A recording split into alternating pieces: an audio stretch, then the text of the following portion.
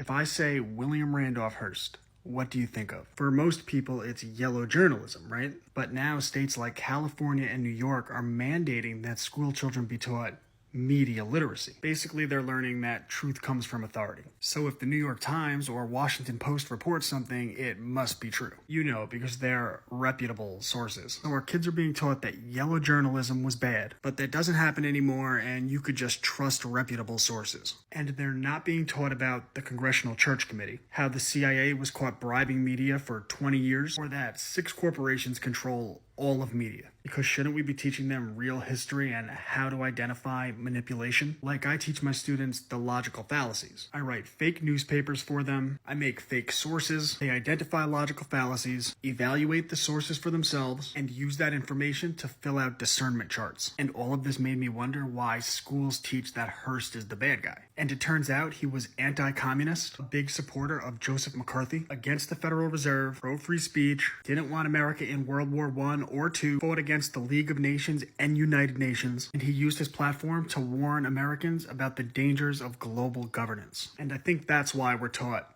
he was the bad guy. Check out my private homeschool community and my books on the First Amendment, right to bear arms, how systems are corrupted, and so much more. ClassicalLearner.com.